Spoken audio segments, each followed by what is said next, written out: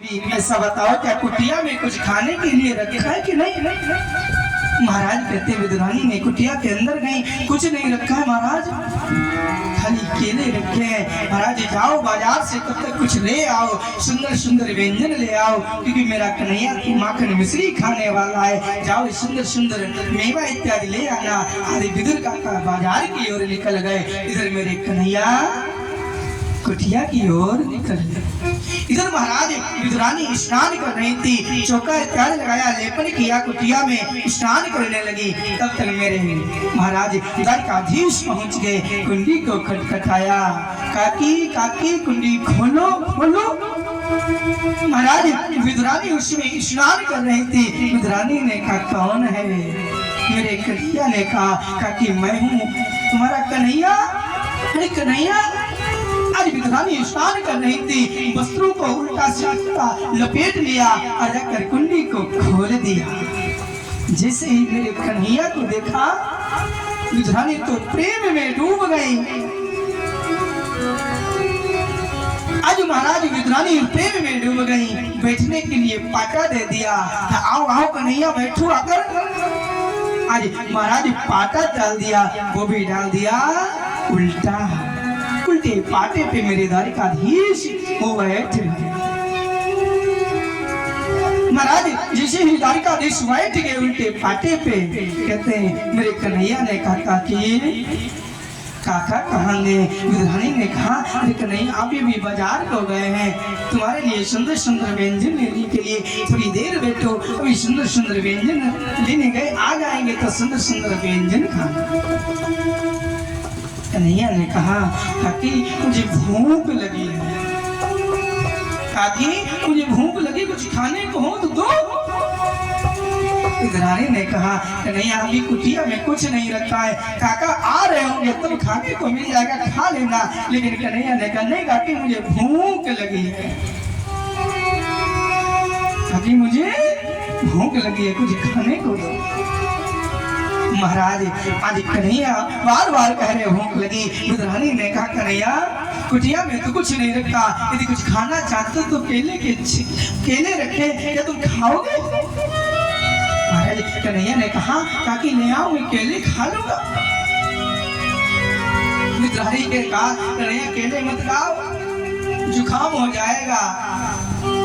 आज कन्हैया ने कहा नहीं ले आओ काकी मैं खा लूंगा, केले लाओ तब तक भूख कुछ शांत हो जाएगी।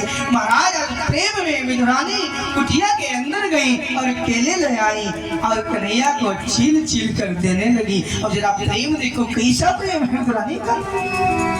महाराज विदुरानी केले को छीलती है और छिलके को पकड़ा देती है और जो गुदा होता है उसको फेंक देती है।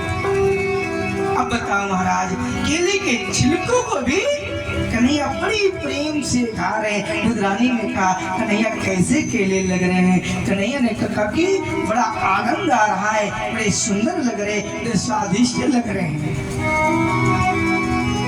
अब बताओ केले के छिलके को खा रहे, बता रहे स्वादिष्ट लग रहा, और जो भैया गुदा था जैसे माल वाले उसको फेंक दिया। अब अंत में गत्ता कुछ दूर होने पर जैसे ही महाराज विदुर बाजार से वापस हुए, विदुरानी को देखा कि कन्हैया बैठे, विदुरानी को देखा, जैसे ही द्वारकाधीश को देखा, महाराज विदुर ने एक फटकार लगाई, देवी ये तुम क्या कर रही हो? कुछ मुद्रिकाओं का दान, फलदान माता जी की तरफ से बहुत बहुत धन्यवाद, बहुत बहुत आभार। आज महाराज विदुर महाराज ने फटकार लगा दी, अरे देवी तुम क्या कर रही हो? क्या नाम है दादा? क्या नाम बोल दे? आदरणीय विजय बाबा की तरफ से समुद्रिकाओं का दान, बहुत बहुत धन्यवाद, बहुत बहुत आशीर्वाद व्यास मंच की तरफ से। भैया जैसे ही विदुर महाराज ने कहा देवी तुम ये क्या कर रही हो? आज विदुरानी हटपटा गई, क्या हुआ महाराज? कन्हैया ने को देखा, विदुर महाराज ने कहा देवी जरा देखो तो तुम कन्हैया कहाँ बैठे हैं, और बैठने की बात तो छोड़ो, तुम कन्हैया को क्या खिला रहे? कन्हैया को क्या खिला रही हो? अरे महाराज, जैसे ही विदुरानी ने देखा कि केले के छिलकों को मेरे कन्हैया खा रहे हैं और जो गुदा गुदा था वो तो मैं फेंक रही थी, महाराज पाटा भी डाला, उल्टे पाटे पर बैठे। आज विदुरानी ने 7 बार कान पकड़े, कन्हैया मुझे क्षमा कर देना, मुझसे गलती हो गई, मुझे क्षमा कर देना।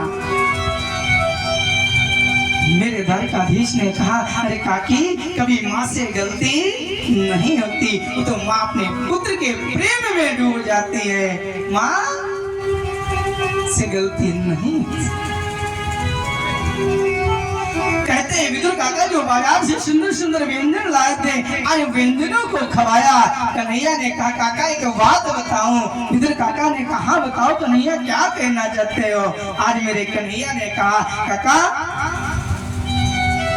जो माँ काकी विदुरानी मुझे केले के छिलके खिला रही थी, वो स्वाद जो केले के छिलके में आ रहा था। काका सच बात तो ये है, जो तुम बाजार से सुंदर सुंदर व्यंजन ला रहे हो, इनमें वो स्वाद नहीं आ रहा है। बोलो राधे। अब बताओ, मेरा कन्हैया तो केले के छिलके खाने के लिए तैयार है, लेकिन हम लोग खिलाते नहीं है। भोजन करते हैं, अपने आप को पहले खा लेते, पहले तो भोग लगाना चाहिए, प्रभु को अर्पण करना चाहिए, तब जाकर